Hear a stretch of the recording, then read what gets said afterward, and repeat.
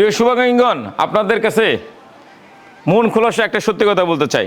কথাটা হলো এরকম, এই প্রতিষ্ঠান যে কিভাবে চলতেছে আমি নিজেও জানি না, এবং এই প্রতিষ্ঠান চালানোর মতো সক্ষমতা, শিক্ষাগত যোগ্যতা বা ব্যক্তিগত সর্বোপরি আমার নাই। তারপরেও প্রতিষ্ঠান চলতেই আছে, খুব ভালোভাবে চলতেছে। একজন বৃদ্ধ বাবাকে আশ্রয় দিয়ে এই প্রতিষ্ঠান চালু হয়েছিল, আজকে চলতেই আছে।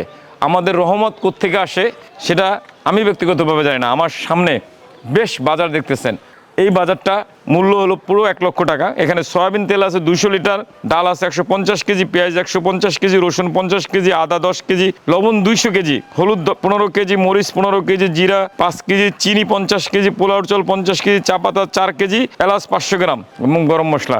এত বাজার হঠাৎ করে চলে আসছে আমাদের প্রিয় শুভাকাঙ্ক্ষী মোহাম্মদপুর লালমাটিয়া থেকে।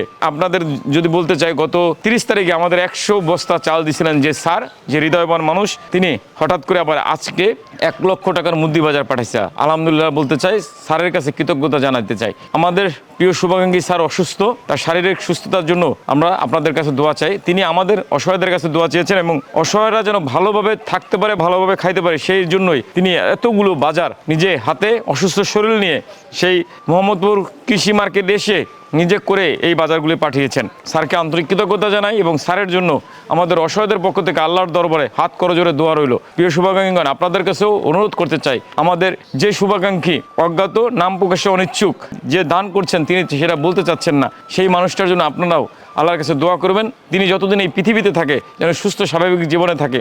স্যার বেশ বৃদ্ধ হয়ে গেছে, শরীরে অনেক জটিল কঠিন রোগ হয়ে গেছে।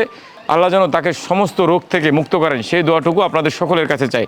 প্রিয় শুভাকাঙ্ক্ষীগণ, আল্লাহর রহমত আমাদের কোথা থেকে কোথায় নিয়ে আসতেছে, আমাদের প্রতিদিনের খাবার কিভাবে জোগাড় হচ্ছে শুধুমাত্র আল্লাহই জানে।